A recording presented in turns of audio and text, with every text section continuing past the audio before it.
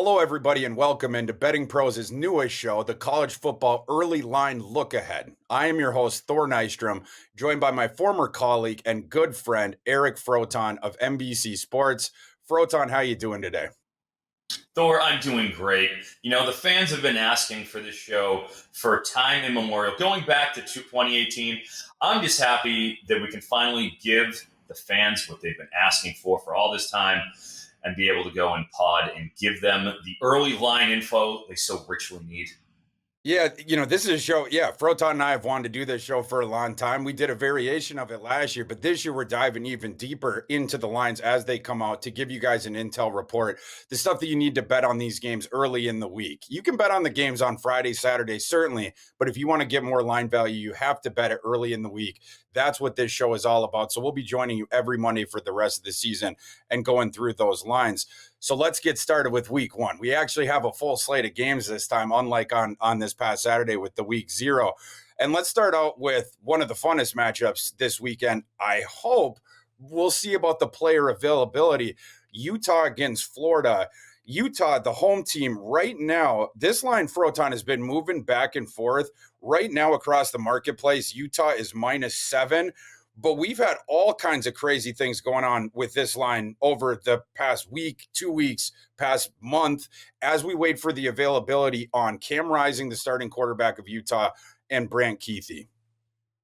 Absolutely. And Utah has had this game circled since last year when they opened up against Florida. This is a home and home series and actually dropped that game 29-26 to the Gators. And not only did they did it in spectacular fashion, shall we say, allowing 283 yards per game last year on 7.2 yards per carry. I don't think that they're going to be allowing another 283 yards. They have 7 of their 8 top defensive linemen back from last year, as well as Florida, Osiris Torrance, first-round selection, only one offensive line back for the Gators. I think you're asking a pretty tall ask to have Florida come in and beat Utah. But that really does rest on the leg of Cam Rising. I think that's pretty safe to say. Yeah, it sure does. Obviously, he's the big one. Utah also has an injury to their backup quarterback, so they're really hoping that Rising obviously is going to play here. The crazy thing about this line opened at 9.5 when it came out like in May. That's what my systems line is on it, but that's under the assumption that Utah is going to be full strength, that Rising will play, that Kuithe will play. The market, though, was more pessimistic on that matter as of even late last week when this line dropped all the way to Utah -4.5. But then over the weekend, it goes back up now to where we're at now with Utah -7. The reason for that was Utah dropped their first official depth chart. First team quarterback on that was Cam Rising, and the first team tight end was Brant Kuithe. Now, is Utah's staff trying to throw people off or what? I don't know, but the market clearly at least was trusting of that depth the depth chart that was put out as an optimistic sign that Rising might play here. If Rising does play, there is some value on Utah. If he's close to 100%, if Kuithe's close to 100%, like I said, my number on this game is 9.5. If those guys don't play, though, if specifically Rising doesn't play, then there's value on Florida, right? Like you go the other way with it, getting that 7. So that's sort of what we're trying to figure out here. And the market, they've been all over the place on this game for the same reason. They really can't figure it out either. Rising was sort of slower on his recovery timeline than, for instance, Froton, as you know, Mr. Rourke from Ohio. His injury happened a month and a half before in mid-November, but he tore multiple ligaments. He had a meniscus thing, but he was ahead of the Rising recovery timeline coming back. But obviously in the week 0 game that Ohio had against San Diego State, Rourke ends up getting hurt. It appears it was to the other leg. We're not going to be talking as much about that game, Ohio's next game, because they're playing an FCS opponent this weekend. But all just sort of things to keep in mind here with regards to this game. Froton, is this one right now where it sits at 7 where you would tell people go out and bet one side or the other on this early in the week? Or is this one where it's truly a wait and see until we know for sure what Rising and Kuithe's status is for this game? Well, you bring up the Curtis Rourke situation. I think it's very relevant here because all offseason, and it was November 15th, exactly when Rourke tore his knee up, all offseason, we heard the right things about Rourke. We heard Ohio was adamant saying he's going to be ready. He's ahead of schedule. He's doing drills. He's doing everything he needs to be. We haven't gotten that out of Utah. No. We haven't gotten that unbridled optimism where we're saying, Cam's going to be here. He's going to play. What he did say last week, or I saw in an interview, is he hopes to play. He wants to play. He expects to play. But they stopped short of the full-on, Cam's ready. He's going. He's doing this because he's been limited, in camp. And as has Brant Keithy. Keithy's been very limited, frankly, and I'm very concerned about him playing. I like Thomas Yasmin, their number 2 tight end, who caught 6 touchdowns and 10 receptions last year. He's incredible. Australian rules football player who's converted, and he's the standard 26 years old for all Utah and BYU players. But that's a real concern. I don't feel comfortable until we get a little more information on Rising. If he's not playing, like you said, Brandon Rose got hurt. He's out. Yeah. You're down with third string starter against Florida SEC defense. They want this game, but I got to think that Cam Rising will play. I mean, I got to think he will, given it happened in January, but if there's any way he can, he will. And if he does, I am backing Utah, but I don't feel comfortable making an early, decision based on something so fleeting as, injury status. Yeah, I agree with that. Right now, with that being up in the air, I think the 7, that's objectively fair by the market, right? Like the market clearly, when that thing got down to 4.5, that was under sort of the expectation that Rising wouldn't play. Then you get more optimistic news, better optimistic news than we'd heard on Rising for a long time. Because like you said, the whole time, Kyle Whittingham, late July, he told reporters, I would be very surprised if Cam Rising plays in week 1. Then all throughout August, it was reports like, Cam Rising's not ready to practice yet. He's not out there on the field, yada, yada. It was only the pessimism in contrast to, like you said, Ohio's optimism with regards to Rourke. But then late last week, we get some optimistic news finally. That's what toggles this thing to 7. I'd stay away from this thing till we get more of an idea if Rising and Keithy are going to play. Moving on to our next one, Froton. The Hawaii Rainbow Warriors, America's team, going in. We got the strong cover against Vanderbilt.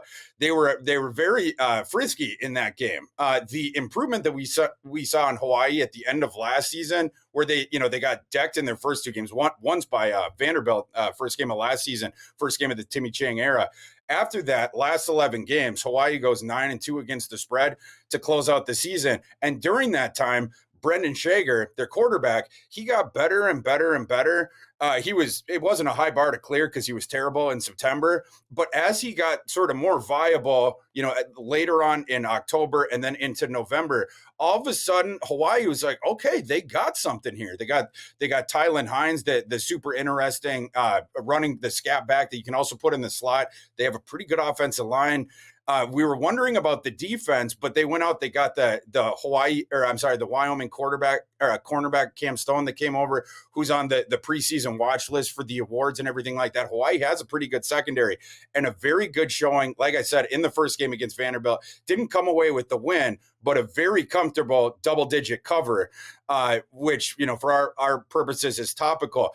This one, Froton, we got some line movement in this one based on a week 0 result. This line now, Hawaii's game against Stanford, is down to Stanford -4. It was a little bit higher earlier on. Tell the people about this game. Yeah, Stanford, Hawaii actually opened at -10.5 on May 21st when all these things were initially rolled out. And it was slowly whittled down to the 7-point touchdown mark that we had coming into the weekend. Obviously, we know last year, Vandy just destroyed Hawaii 63-10. Yeah. Annihilated them. But as you mentioned, year 1 of Chang, their offense was so inept that they switched to the run and shoot system midway through the season. Like I said, after they switched to the run and shoot, which Timmy Chang is a legitimate icon in the college fantasy circles and a connoisseur of the run and shoot. If somebody's going to run it, I want Timmy Chang running it. Now, they go out and they looked great. It was a different team from the team Vandy played last year. Competitive. throwing the ball, slinging it around. I mean, Chigger, 27 of 35 for 351 yards. Now, what they did not do, which is what they were good at last year, they were actually, by the numbers, metrics-wise, a good, effective running team last year when they chose to run. Thailand, 7.6 yards per carry last year, Froton. Yeah, they were very effective, but this year, clearly that was not the case. They weren't running against Vandy, who, in power situations, Vanderbilt was top 20 in the nation last year. They're excellent, be it power success rate, goal line success rate, stuff rate. They were actually a pretty good, defensive unit. They weren't going to run on them, and they didn't. 25 carries, just 40 yards for the Rainbow Warriors. Now, that was against a better front than what they're going to be dealing with here. For sure. I mean, we're dealing with Stanford. Talk about a team that is in the position that how Hawaii was last year. Yep. Full on, David Shaw checked out before the season, 2022. Everybody kind of accepts it. So you have Troy Taylor coming in from Sacramento State, where I don't know if you guys realize, but Sacramento State was a damn good FCS program. Sent Marte Mapu to the Patriots, third-round pick. My boy to the Patriots. I scouted in the NFLPA Bowl. Although Cameron Scatabo, their lead running back, is now at Arizona State, predicted to be the starter at ASU. So he did a great job of developing talent, which he will have to do here in Stanford. But man, look at Hawaii last game. I don't know if you guys watched it. They outgained Vanderbilt 391 to 297. They averaged 10 yards per pass. This is a potent Hawaii. I love what I saw from them out there. Like the roster is completely turned over. It's completely different. The starting lineup. I'm pretty bullish on this. It has since dropped from that 7 settled line before the game, where even though they lost, went down to +4. All right, it moved in Hawaii's favor. A full field goal. So it went from being 10.5 at open down to 4 now. And that's based on Hawaii year 2 looking really good against Vandy. I mean, I don't feel good having not seen what we're dealing with at Stanford. We don't even know what we're getting for a quarterback.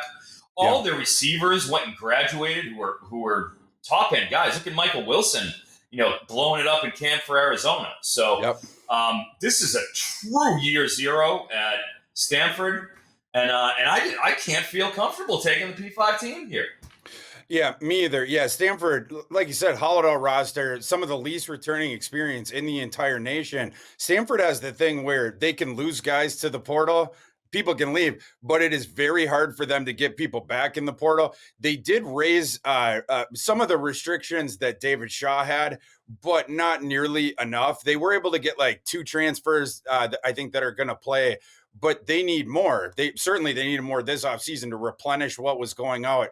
One of the least talented, certainly the least talented roster in the Power 5, but I got them way, way down there in the hundreds in my overall power rankings. Froton, I'm actually, the game before, wait and see for me. This one, I would encourage people to go out and bet Hawaii now. If you like the Hawaii side, my adjusted line on this game is actually Stanford -2.1. Even with this line coming down to 4, I still think that there is value on Hawaii. And I think Hawaii's got a real good shot to go in there and get an upset over a Power 5 team. They're certainly going to be fired up. They played against a Vanderbilt team that's better, right? That over the last 2 years has gotten better. Than Stanford. Super frisky. It was really hard for Vanderbilt to put away Hawaii.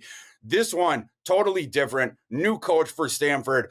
A roster that doesn't have anything coming back, really. They have the 2 guys on offense. Smith, the running back, like him, like the tight end out there, outside of that, like the defense returns very little. They don't really have anything else on offense. We don't even know who's going to start on offense, to your earlier point. So again, this would be one of my early bets if you like Hawaii to lock that one in now.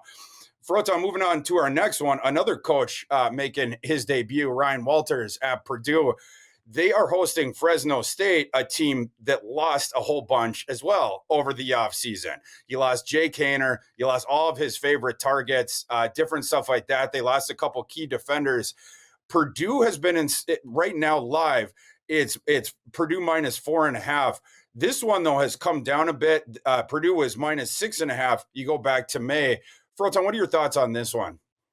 Yeah, like you said, it's down in that 4.5 point range, which they opened at 6.5 in May, which is only down 2 points, which is a moderate move. However, where the movement has been on this is the over under. This opened at 59, and we're now down to 50 and a half. Heading into the weekend, it was 50 and a half. Now it sits at 48 and a half. Ooh. I mean, that's about as big as you're going to find. 10.5 points from open on the total. And I think a lot of it has to do, as you mentioned, Ryan Walters, who was the defensive coordinator at Illinois last year. And frankly, I mean, you can't say enough about what he did to turn around that Illini defense. It was incredible. Incredible. And there's no hyperbole in that, because the year before he got there, they allowed 34 and a half a game. Terrible. Yeah. 34 and a half. Yeah. Last year, they allowed 12 and a half. Shoved 22 points off their averages in just 2 seasons. I mean, you just don't find turnarounds like that. So Walters is pretty much unassailable. And the cool thing is, you're not a wrestling guy, but he looks like Too Cold Scorpio. Like, that's a celebrity doppelganger. So I'm really excited about that. He has a wrestling comp that I can use for Walters. Sure. But that being said, with Fresno State, what they were dealing with last year, you had that senior leadership with Jake Haener. We've seen now that he's with the Saints. He was a 4th-round pick and had, I would say, the photo session of the offseason. Jake Blue Haener Steel owned the photo sessions of the entire NFL. Just that's the intangibles that he brought to Fresno State. And now that he's gone, Nico Remigio's gone, Jalen Cropper's gone. Mims is gone. Their running back. I mean, not just that, but some of these guys, Kalen DeBoer, who's now the head coach at Washington and dropping nuclear bombs on a regular basis. This is a lot of his guys, and he's gone now. And you got Jeff Tedford, back. But there's a lot of restructuring going on in both these teams. You got Hudson Card coming in for Aiden O'Connell. There's a lot of conjecture. Clearly, the market is telling you that, look, this previously high-flying Purdue now has a defensive-minded head coach. And with Fresno, they're graduating a lot. Clearly, that is the motivation behind this. I still, at 50 and a half, I was ready to run the pay window. I get it at 45 and a half. I'm probably still on that under, but you're getting into the danger zone now. Yeah, it is a tough one, sight unseen, with these teams, because they're going to look so different than from last year. Fresno State, for years now, they had that core of guys. You mentioned Haener, Remigio, Cropper, Mims. Like, all those guys are gone. It's a totally new thing. Their quarterback now is Mikey Keene. They bring over from UCF. We got to see a little bit of Mikey Keene last year. That's Mikey? We got some Mikey Keene. John Rice Plumlee was banged up as usual. So Mikey Keene, he got to have a couple cameos here and there. He's okay. He's just a little tiny, accurate noodle arm passer guy, right? Like, I mean, he's not super duper mobile. You probably put him around Haener in terms of that. That was sort of the issue with his fit in the Gus Malzahn system, as he definitely is not the athlete that John Rice Plumlee was. But you do get some accuracy. He was certainly more accurate than John Rice Plumlee. Mm-hmm. But this game, it's your first game. You're acclimating to all the new cast of characters, the new offense, whatnot. And now, like you said, you go and you play this Purdue team that has a defensive-minded coach. Purdue's offense is going to look different as well, right? Like, they're going away from Brahms' more pro-style pass-happy system to a spread air raid system under Graham Harrell. And you have the new quarterback, Hudson Card, who we've seen a little bit of Hudson Card in the same way, coming in injury replacement and whatnot these past couple of years. But yeah, you're just sort of trying to get a beat on where these teams are at. Where that number is right now, I don't think I would touch that total where it's come down. You agree with the movement because of these factors we're talking about? Absolutely agree. Yeah. As far as this side, I'll certainly be handicapping this one more this week. Right now, I'm showing line value on Purdue, though. My line on that game is Purdue minus 6.6. So with that where it is, that would be the side that I'd be looking at early in the week, but more investigating to do on both those teams. Froton, the next game we got, rematch from last year, and actually a game that sort of set TCU on their path to the college football national title, which if you told us that day that that's what was going to happen, when Chandler Morris comes out and is struggling at the outside and then they bring in Max Duggan, they're like, from here on out, TCU now is going to become a national title contender. We would have had you locked in an insane asylum. But that's what ended up happening. Now TCU over the offseason, they lose a whole bunch. They had to restock through the transfer portal, which they did a pretty good job of in Sonny Dykes' first offseason last year. So we'll see how they do this year. And then, of course, Colorado, unprecedented roster turnover. That doesn't even begin to touch it. They're like double the roster turnover, the next highest team previously. The whole roster was out. Dion brought in his what was it? His Louis he brought in. He brought his Louis with him. His luggage is Louis, yeah. Oh, his luggage, that's right. That right now in the marketplace, Froton, we got TCU minus 20.5 and a total of 59.5. What are you seeing in this one? Yeah, this opened at 23.5, so they were even less confident, the market in Dion, than they are now. That dropped down to 20.5. I actually see it right around 21 some places now. But interestingly enough as well, it started out at 63.5 on the total and dropped down to 59.5, by June. So both of these lines moved down commensurately. But I'm looking at this and I'm capping it for myself, and I see, with your line, I agree. I think 21 points is just too much. Too high. Too high. Because look at last year, right? Did he a wholesale roster changeover through the portal? Yes, he did. Who did it last year? USC. They did all right in the portal. LSU, right? Those are the two biggest portal teams in the country last year. And they both were smashing successes compared to where they were the year prior. So I don't want to ding Colorado for bringing in more talented players than what they had, because they were brutal last year. Everybody knows. It's no secret. Colorado was numero uno, the worst team in the FBS last year. They were a horror show. So why would you not want to bring in more talented players than they had in there? I don't have a problem with that. Sure, will it take some time to gel? Yes. But look, Shedeur Sanders was throwing the ball all over the place last year.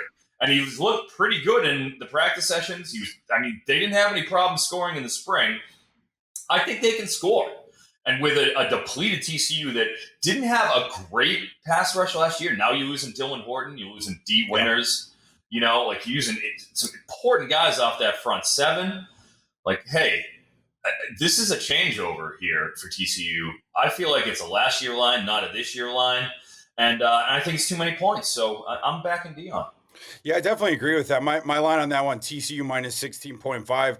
And I totally agree. Like the bedrocks of that TCU team last year that brought them to the title, they're all gone, right? QJ's gone. The other couple starting receivers are gone. The special teams are going to have to redo it as well. Dugan's gone. Kendry Miller. Yeah, exactly. And they lost a whole bunch on defense as well, in their secondary as well. And so they have to sort of piece it together. I also think if I may, and maybe I'll regret saying this, but I think some of the sharps in the market, bit too low on Colorado, just under the auspices of the idea of the whole wholesale roster change. It can't work the next season. But like you said, Froton, now we have a couple years of data on this, the teams that have turned it over their roster more. As long as you're bringing in more quality than you're sending out, you do okay with it, at least the early returns on that. And also, I know people might be a little bit pessimistic about Dion early on in the FBS. He's never been an FBS head coach, whatever. Really like his coordinator hires. I actually really like Lewis, staff. Baby. Sean Lewis. Sean Lewis runs at the fastest tempo in college football. His offenses at Kent State, it's just, run a play, sprint up to the line. We're snapping it again. We're going again. We're going again. We're going again. Now he's going to be bringing that up against this TCU defense that has all these new guys. TCU has some talent there, but there could be some confusion initially with all the tempo. And TCU on the other side, they have a new offensive coordinator. Of course, Kendall Briles they bring in. They lost Garrett Riley to Clemson. Kendall Briles is also a guy that runs some up-tempo offense. So that total might be something to look at. Maybe shade that one over. I'll be curious to see what happens with that one as we go. But I would, early on this week, I would show, value on Colorado. That would be the side that I'd be leaning to. I think the market went too far the other way. Froton, before we get to the rest of the card, I just wanted to take a second to encourage everyone to join Betting Pros' college football pick contest this year. You can do that at bettingpros.com/college. Compete against me, compete against the other readers, compete against everybody. We got monthly giveaways for that, for the person that wins the month. Also have a season-long prize, a grand prize for the overall winner. The whole standings is based on ROI. So the better you're doing with your picks with your sports book, the better you're going to do in this contest. If you're an existing user, you just have to join the group and your CFB picks for this season will be counted. Take me on at bettingpros.com/college. Froton, moving to the rest of the card, Louisiana Tech, who we seen in week 0. Thor was not impressed with the Bulldogs in their week 0 win over FIU, that pillow fight we had. Playing SMU here in the opener, SMU entering the Stone Age, Froton, as you know. This line, we got SMU minus 20.5 and a total of 65.5. What's catching your eye about this one? Yeah, and with this game, I mean, this opened at 13.5 and 58 on May 25th. That's a big jump. Big jump. 13.5 to 20.5, obviously here. And I like SMU, so I understand why. But I mean, that's a pretty big deal. And what also is interesting is that when it opened at 58, it hung there for 3 weeks. It was at 58 for a few weeks until it opened on across all markets, and it shot up to 67.5 on the 22nd of June. It's currently obviously at 65.5, so that's come down a little bit. But hey, I mean, we see which way the wind is blowing there. And with Louisiana Tech, finally we get a little tape on these guys, and it wasn't particularly pretty in the opening. I mean, they went down 17-0 on FIU right out of the gate. Yeah, right out of the gate. In fact, on their first 4 drives, Florida International accrued 180 yards. Okay? To their credit, from there, Sonny Cumbie and company made adjustments. And from the second quarter on, it was a different game. They went on in their next 8 drives, FIU, to gain a total of 12 yards. All right? So that's 180 in their first 4, 12 in their next 8. Okay? A lot of that has to do with the fact that they're passing. I mean, FIU couldn't do anything against Louisiana Tech, who has a really good secondary. Yeah, they're literally nothing. Yeah. All right, 5 of 14 passing for, drum roll it, 4 yards. Single, 4. Not 40. It looks like a typo. It was not. FIU is going to have issues completing forward passes all year long. That Grayson James. That was tough to watch. He had 3 less interceptions than he had passing yards. And again, the 1 pick, and he had the 4 passing. He had a 2-yard completion on the first drive, Grayson James did. And after that, he only got 2 more yards the rest of the game. Turns out Tyrese Chambers and Rivaldo Fairweather mattered last year, and they're gone now, and they don't have anybody out there. Yeah. So that's bad news for FIU, but it was literally the point where they had to run the ball. But the point is, when you have a really one-dimensional team like that, LT still didn't stop them. 243 yards on the ground, 6.1 yards per carry. Yeah. LTU's run defense is going to be an abomination all year. And I don't give them their secondary. LTU, their secondary was terrible last year. Pass defense was terrible. I don't give them any credit for holding Grayson James to 4 passing yards. That's because Grayson James can't throw the ball. What you're wondering about is they knew that FIU wasn't going to be able to complete 4 passes. And like you said, they still give up 178 rushing yards on only 30 attempts. It's like, guys, just load that box, try to do something, and they were still getting gouged. I wasn't impressed by LTU. And Froton, now they have to take on this SMU team. This SMU offense, I think, is going to be tremendous, right? Yes. Like they did lose Rasheed Rice, lost the quarterback, of course, but now Preston Stone taking over the Stone Age, one of the most ballyhooed recruits that SMU has gotten in the last 20 years or so, since the Pony Excess days. They still have a ton of receiving talent. They brought in a bunch. And there is a ton of Power 5 teams that would tomorrow trade running back rooms with SMU. They are so deep in the backfield as well. That's a pretty powerful offense. And we know that LTU's defense is awful. Early week here, Froton, with those factors in mind, is there any way that you would go with this one? Or do you think there's more value elsewhere on the board? I do think like Louisiana Tech can score a little bit. They can score a little bit, so Bachmeier makes the offense interesting, doesn't he? Like a yeah. little bit. At least it's not incompetent quarterback play like last year. And they closed out well, at least. I mean, they started out, oh God, it was bad, but they closed out fairly well. I kind of think I'm leaning towards the over here is kind of where I'm at. And, me too. Because I just think they could score. I could see them backdooring this, the 21 points. I feel great about SMU, obviously, but I like the total. I just think it's going to keep going. Yeah, my system's line on this game, SMU minus 19.7, pretty close to the 20 and a half, but I am not in a hurry to support to buy tickets on Louisiana Tech after what I seen last week. But I agree with you. I think the value is on that over. LTU now, their offense is going to be able to move. We saw the Bachmeier to Smoke Harris connection. Smoke Harris in the first game, 11 catches, 155 yards, 1 touchdown. FIU couldn't do anything about him. And then the other guy, Cyrus Allen, he only had 5 catches for 48 yards, but I think he's going to be super interesting this year as Bachmeier gets a better connection with him. Bachmeier can push the ball down the field, and that Cyrus Allen kid is a home run hitter. So you get the efficiency and the volume from Smoke Harris. I think you're going to see more of an explosive element going forward when Cyrus Allen gets more involved. Obviously, Bachmeier has raised the ceiling of that offense, but I think SMU's offense can name the score on LTU's defense here.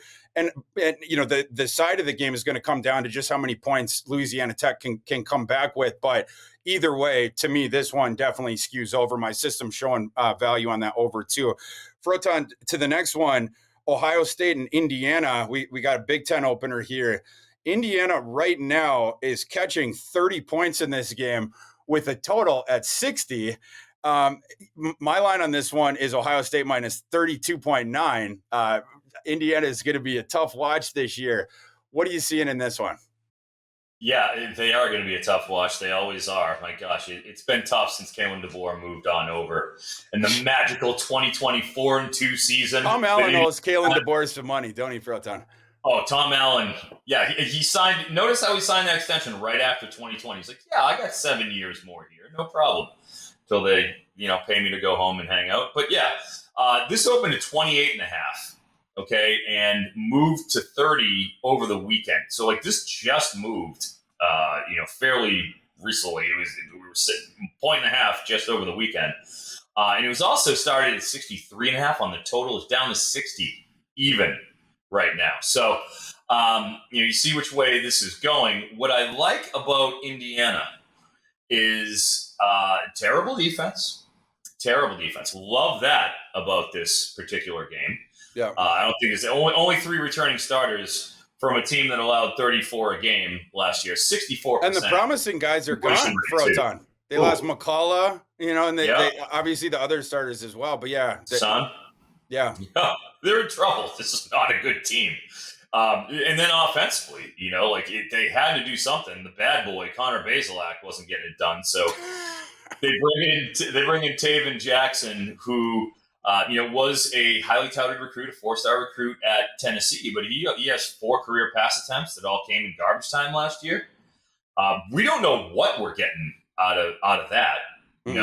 Camper does return, which is nice because he was the only guy they could really rely on in terms of throwing passes to him. He got hurt halfway through the season, but he was just racking up targets. Again, I see this and say, Indiana is known for how fast they play.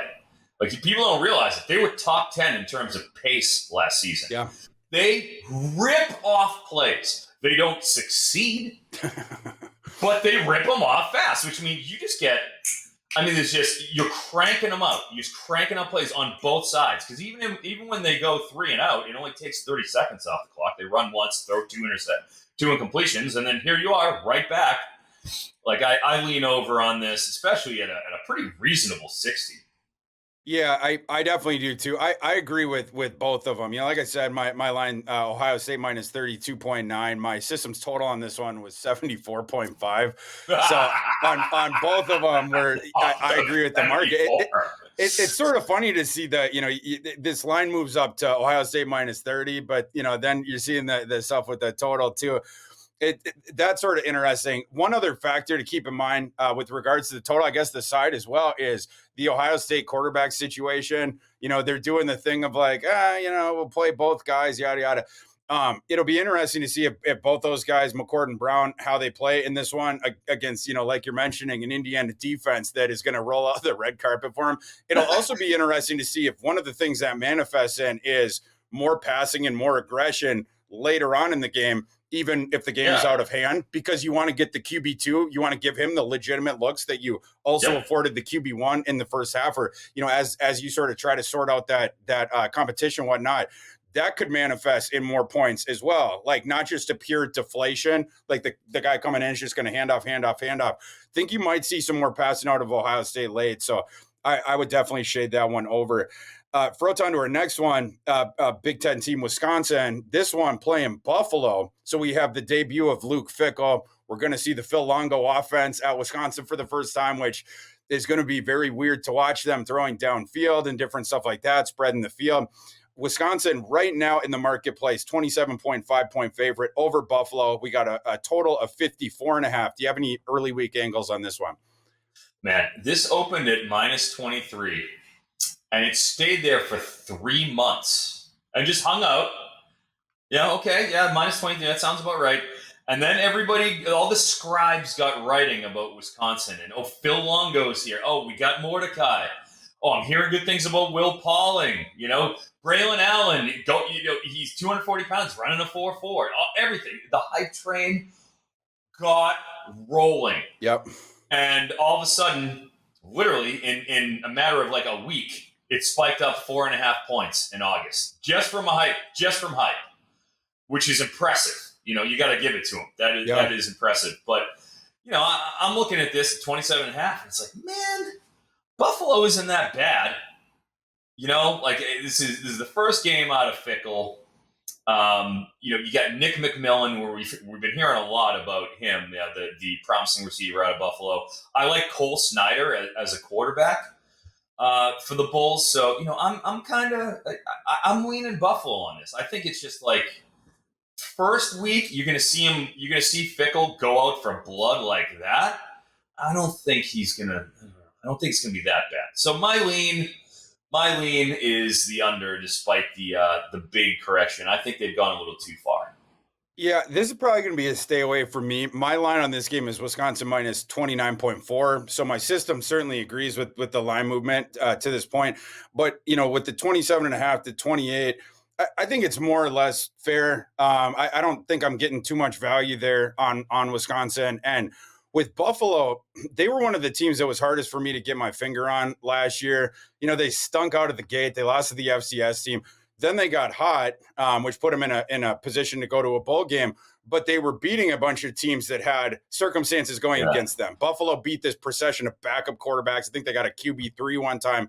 And so then at the end of the season, it's like, I don't know. I don't like this Buffalo team. And they played Akron, as you know, that made up game at the very end of the year. Yeah. And Akron almost upset them to take Buffalo out of bowl season. Buffalo looked lethargic in that game. It was very hard to find that game on television, getting into that thing. But Buffalo ends up pulling that thing out at the end. They probably shouldn't have.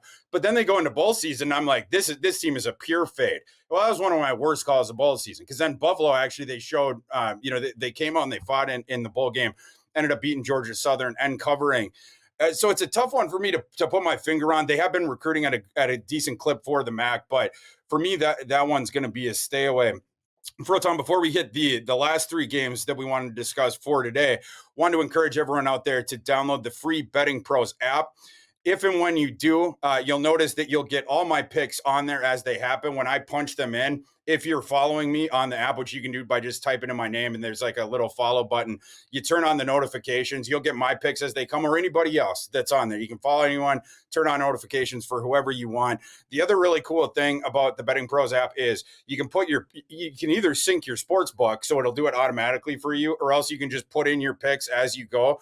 it not only keeps track of them, but it also gives you like ROI metrics. It gives you, how'd you do last week? How have you done over the last month? Different stuff like that. And it will also sort of show you the bets that you're not doing good in and the bets that you are doing good. And it will even suggest sort of picks within sort of your wheelhouse, like what you've been doing good at and stuff like that. It's just sort of designed to maximize, to get you better as a sports bettor and hopefully win more money.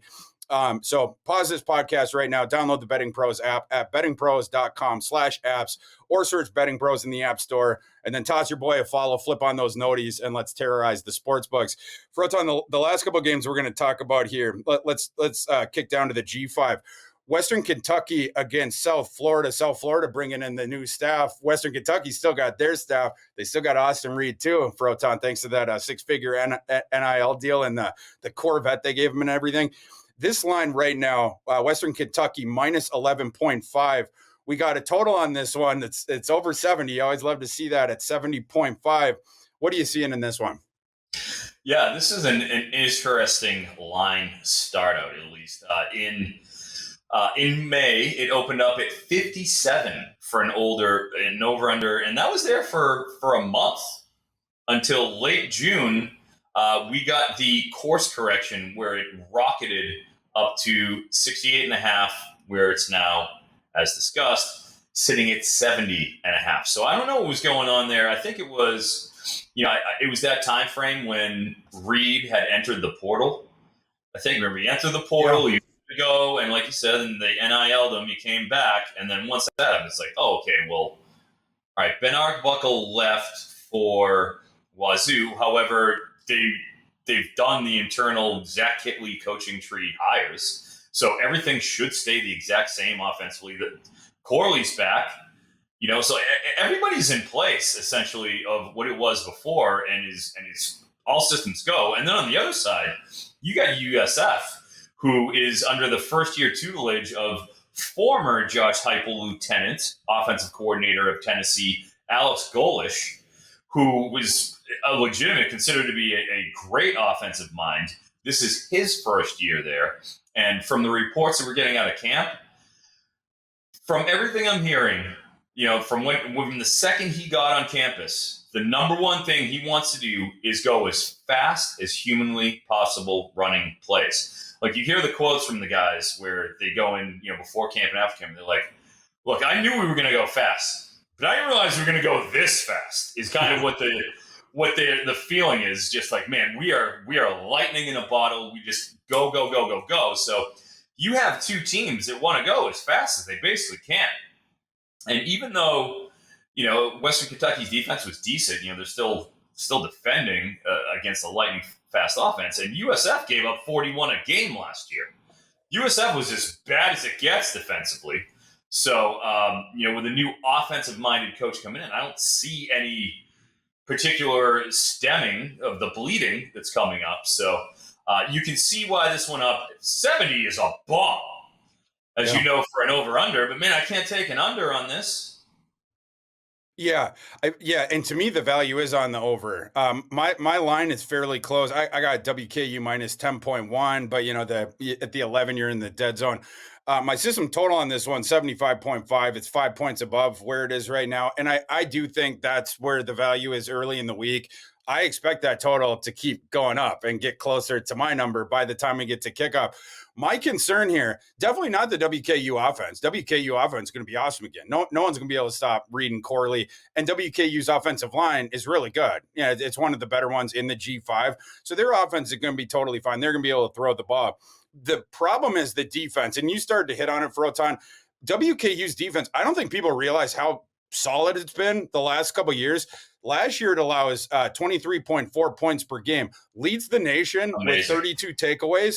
The year before, WKU defense finished number 3 in the nation with 31 takeaways. Now they only return 4 starters on defense. Not a lot of experience. In my opinion, not a lot of talent returning on that side of the ball for WKU. if they no longer are getting, if you want to consider turnovers luck, or however you want to consider it a skill, that's fine. But if that depreciates if that luck or the skill turns around the other way, we know qualitatively that defense is going to be worse. And if they're not getting the turnovers as well, that defense is going to fall off a cliff. So, then it's just going to be the shootouts every game. WKU's offense is going to be awesome for sure. I think there's a shot that their defense is an abomination this year. And then you're mentioning like USF, it's like go, go, go, go, go. I'm not going to trust UCF's defense or USF's defense out of the gate. This is so bad last year. They're not going to be able to turn that around in 1 year. But Goalish should be able to coax some sort of improvement out of that offense. If nothing else, even if they're not doing good, they're punting the ball back to WKU. WKU going to be putting up points, whatnot. But against this WKU defense, I do think South Florida could be viable on offense in that first game of the Goalish era. They have a veteran quarterback. They have some skill talent. Deion's still two of their starting receivers, but they have some guys where they can do stuff, certainly run that system. So we'll see how that goes. But my early lean would be the over. Froton, the next one. This is a game that is really interesting to me personally. Cal, the team that was left behind by the Pac-12, they are traveling in this game to a G5 opponent. They're going to Denton, Texas, to face North Texas in a game right now. It's North Texas around the marketplace, 7-point underdog. But North Texas here, starting out with a new coaching staff, everything like that, a system change, very offensive-oriented team. The Seth Littrell era, I guess, had gotten kind of stale for them, whatnot. And now they're playing this Cal team that, in another reality, I think this could have been a really frisky, interesting Cal team if they had just been able to keep all the different guys that transferred out here these last couple of years. But that wasn't the case, right? Like Plummer is gone, Sturdivant is gone. I'm blanking on a couple more, but they had some, really interesting guys end up transferring out. And then Byron Cardwell, the guy that they brought in from Oregon to platoon with Jalen Ott, he's now out for the season because of an injury he suffered over the summer. So what could have been a frisky offense, I'm not sure that it is anymore. I don't know how much I trust their defense either. Froton, with that game right now, Cal catching 7 at home North Texas catching 7 at home against Cal, total of 56. Is there any early week angles here that you're seeing for this game? This is an interesting game because usually when lines move a particular direction, they usually stay there, or at least, it's almost inertia with lines. Like once a body gets in motion, it tends to stay in motion. Once lines start to drop, they tend to stay dropping. That wasn't the case for this, where the line started out at 6.5 in May and then spiked to 10.5 in late June, like early July, before once again in August, just a couple weeks ago, dropped back down to 7 again. So, the market has been up and down on this. I think a lot of it, you have Cal bringing in Bill Musgrave was the offensive coordinator last year, a former longtime NFL assistant. He departs. In comes Jake Spavital, who was there in 2016 under the Sonny Dykes regime at Cal, which were much more fruitful days in terms of their program. But, with Eric Morris going in North Texas, who at Incarnate Word, first off, he's off the Texas Tech coaching tree.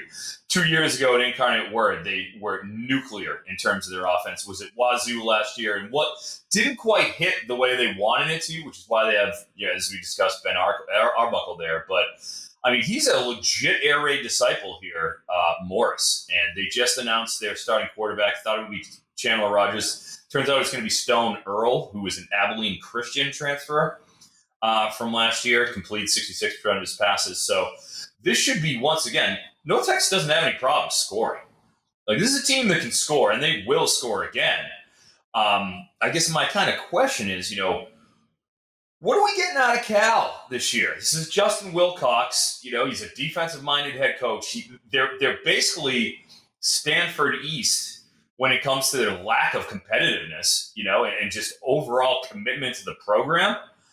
I don't really have a great read. It's kind of a stay-away game for me. I'm interested in what you think about what you're seeing here. Yeah, my line in this game is Cal minus 3.6, so I'm still showing value on North Texas there. You do have to make a bit of a leap into the unknown just yet. We haven't seen that team under the new coaching staff. this Stone Earl kid, I'm still getting to know him.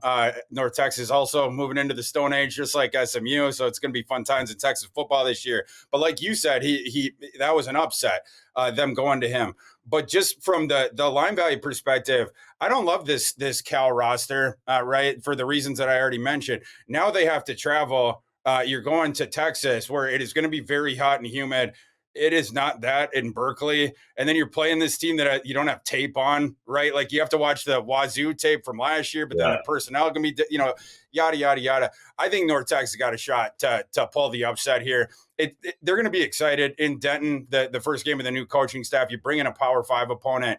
This seems like a much better scenario for North Texas than it does for Cal. And especially with the 7 number, like, is this Cal offense good enough where they should be laying that amount of points to at least North Texas, I expect them to at least be like a decent G5 team, not a power or anything, but I don't think Cal should be laying that many points on the road, in my opinion. So that would be the direction I would look early in the week. I think that line's going to be coming down as we go. Froton, another one out there in the Pac-12, another team, Wazoo, who we just brought up. They are traveling to Colorado State. So we have another sort of weird Power 5 to the G5 sort of game here. Colorado State, 12-point underdog. Colorado State, a team that the sharps in the market really took a shine to this summer, Mr. Froton. And we have a total on this game of 54.5. What are you seeing here? Yeah, this opened up at 16.5 favored to Wazoo with a 59 total in May. And it hung there until late June, where it started going down. And then by, frankly, this weekend, even, it was still moving down. It is down to 12 now. So that's a 4.5-point move. And then you look at the total as well. It moved from 59 to 56.5. And then just over the weekend, it fell another 2 points to 54.5. So it's clear what, the market is saying. And frankly, when it comes to Colorado State, year one of Jay Norvell last year, former Nevada head coach. Took him a couple years to get Nevada up and running too, but when he did, they were legit as far as a G5 team. Took his lumps last year. They got destroyed by Washington State last year on game 2, 38-7. Was not competitive, but that was year 0 as a straight turnover from the immortal Steve Addazio, who did a fine job of losing games that one thought that you couldn't lose for Colorado State. And alienating everyone who came into contact. Alienating everybody. Steve Addazio, goodbye. Go back to coaching, offensive line. But so Norvell had a task last year turning this around. They only scored 13 points a game, but they weren't as bad as you'd think on D. Like, they only allowed 191 passing yards a game. So like they were against Wazoo, that's what they do. They're pretty well situated to match up with them in that sense. But it's year 2. You got Millen, you got a great receiver in Torrey Horton back. Defense isn't bad. I'm leaning towards what Colorado State and taking the points here is where I'm at. I wish I could have taken it earlier, gotten it at 14. It would have been great, but I still think it's a little high.